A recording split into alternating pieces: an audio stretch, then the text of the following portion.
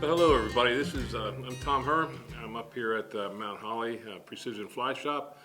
I just gave a demonstration on steelhead fly fishing up in the town of Erie, Pennsylvania, and I tied a fly called the triple thread, and the folks here at Precision asked me if I could do a separate kind of tutorial, if you would, on this fly. It's a very good fly to use up in the Erie tributaries, and actually it goes back a little ways. Its creator was a man by the name of Mike Laskowski. He's formerly of Oil Creek Outfitters. Originally it was reverse tied, black over gray, and kind of like it was called a ghost triple thread. Actually there was no weighted head. I'm going to be tying it on a cone head on a streamer hook. And basically what Mike did was he just has stick-on eyes, and he used soft deck epoxy and for it. The weighted version actually came a couple years later. It was actually called the Conehead Triple Threat. It was actually featured in a magazine, Fly Fishing and Tying Journal. But yeah, this is a pattern that is very, very easy to tie. This unique tide is tied, it's reverse tied, everything facing forward, but again, it's a fly that when I'm done fishing for the day up in Erie, inevitably during the time that I spend up there, I'm going to be back in the hotel room after spending a day on tributaries, and the last thing I want to do is tie flies for the next day that are difficult to tie and take time. So the fly's got to be effective and easy to tie, and this is definitely one of them. So it's basically tied on, I tie these on a size 8 or a size 10 streamer hook.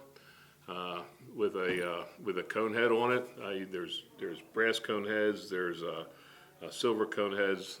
This is a gray type cone head. It's actually black nickel, and that's basically black nickel is what I use a lot of up there. But you basically put the hook in the vise. You start your thread right behind the cone head, as you see here. You just start your thread wrapping backwards, of course. Wrap back about a quarter of an inch or so, and then bring your thread back up to the cone. Now, having said that, that's all the more you're going to be tying on that hook shank. From here back, you're not going to be putting anything else. That's basically a bare hook shank. All your materials for this fly are going to be placed on this first quarter of an inch behind the cone head. Now, what this fly imitates is the emerald shiner. That's a steelhead up in Erie feed on. It's one of their main sources of feed while they're in the lake. It's a minnow, and any type of minnow, the coloring of the minnow goes from dark to a lighter color from the top of their back to their belly. So what the material I use for this is called polar fiber. It's a material that most people use when they tie this fly. It's the best material for this tie. We tried craft fur and some of the other synthetic type hairs, and this polar fiber has a little bit more sheen to it. It's much finer than craft fur, if you would, and it has a lot more movement in the water. This is what it is. Both stores in Lancaster and in the Mount Holly store have this polar fiber in the colors needed to tie this fly. Lancaster has a couple additional colors in black and gray, but basically what we're going to be using is a darker green for the back, a lighter green or chartreuse for the sides, and pure white for the belly. So you take this material, and this is the hide. As you can see, I've already used some of it, and you cut a section of it off the hide, if you would, the synthetic hide. That's a piece that I cut off. Okay, you just stroke it a little bit further back. This has a lot of underfur to it, this material. I don't take any of that underfur out because I like it. It kind of creates a shoulder, if you would, to the tie. If you tie it in much smaller sizes, like I've even tied these on 12s or 14s, then maybe I'll take some of the underfur out, but I just like leaving it in there. And it gives you a little bit more of a shoulder, if you would, to the tie. And you lay that facing front. You would think that this type of material for this minnow, you'd be facing it towards the rear. But this is tied in reverse, so you tie it in the front, you take a soft loop. I don't do the pinch wrap, I just take a soft loop over top and tie it down, recenter it to the top, wrap back, to secure all the rest of the material in, following back to where you started in point, where you started your thread, and then follow it back up to the front right behind the cone head. That's your finishing point. So you tie it in, wrap them back, and then you come back to the front and trim off that excess. So that's your back part, okay? That's the top of the fly. Now for the sides, you do the same thing in a lighter color. I like to use this green. It's kind of like a chartreuse type green, if you would. Again, I just cut some off of this hide, like I have here. Leave the underfur in. Move your fingertips up on the material as you're grabbing it. Thin it out a little bit. Lay it in the side, if you would. Take a soft loop over it and secure it in. Recenter it. Wrap back again to the rear where you started.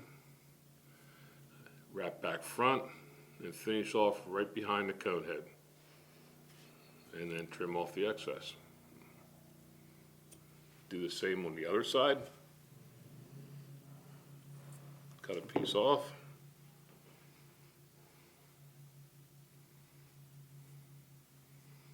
On the side, soft loop over. Secure it in, wrap back. Return, once you get that tied in, return to the front, right behind the cone head, like you did the other two tie-ins for the material. Cut it off. Now for the belly, of all the colors that get tied in, the belly can be a little bit of a hassle. And when you buy this material, this is the white. For some reason, and I'd like to make mention of this, for some reason, as long as I've been tying this, the white always seems to have the most static to it. I don't know if it's the color or not, but it does kind of create a little bit of a mess sometimes if you just wet your fingertips a little bit, and it kind of tames it down a little bit if you would. But you cut a piece of the white off just like you did the other two colors.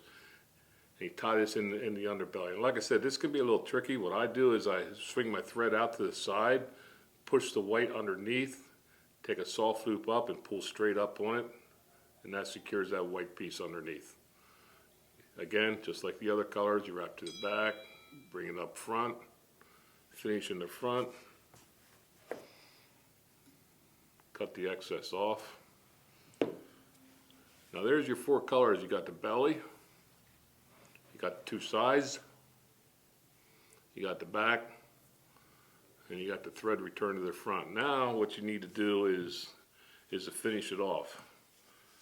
And to finish this fly off, to tie the knot, to whip finish off, you really need a long reach whip finish tool.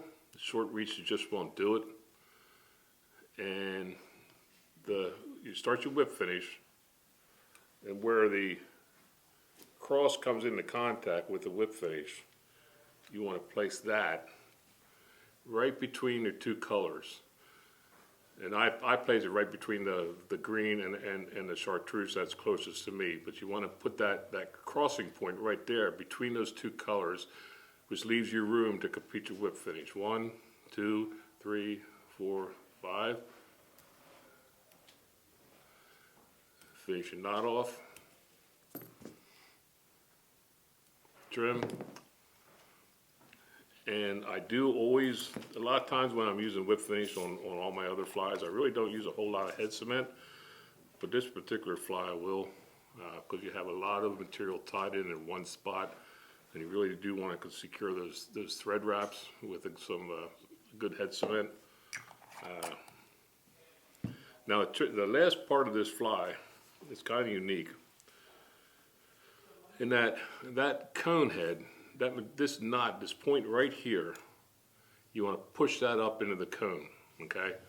So you use a brassy hair packer, such as this, and you put that, you straddle the hook shank with the notches in the brassy hair packer.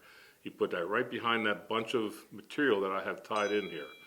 I think a lot of people, some people when they tie this particular fly, they take thread wraps, they cover all this cutoff point here, they cover that right down to the hook shank, which is okay, I guess, but I like to use this bunched up hair a little bit to use that as a pushing point to push that up into the cone head. And then I use the base of a hair stacker to put against the eye, because I'm going to be pushing this tie-in point up in that way. If I don't back it up with something here, I could push the hook right off the vise. So put this here to back it up, and push that knot up into the cone head, and you'll feel it and you'll hear like a little pop. But you can see I pushed that right up in there, okay? Now all those 4 colors are pushed up into the cone head. The last part of this is you want to take the belly and straddle the hook with it, form all the colors together, like so. And then there is your tie. And when it's wet, all these fibers come together, and the tail here, this movement in the tail just flows around with the water. And again, it's a very, very, very effective tie for steelhead. Guys have come in the shop looking for smallmouth bass, and smallmouth bass absolutely love this pattern. There's a gentleman that came up from Florida. We have some of these already tied in the Lancaster store, and he said the peacock bass down there are really doing well with this pattern. And a couple years ago, I was up in the Miramichi in New Brunswick, and we were into striped bass while we were fishing for Atlantic salmon, and I just happened to come have a couple of these with me, and the striped bass actually loved them. So this is the triple thread. It's got a little bit of a history. It's a different tie. It's a reverse tie. It's a unique tie, but it's very easy to tie, and it's very effective. So thanks for watching, guys, and good luck to you.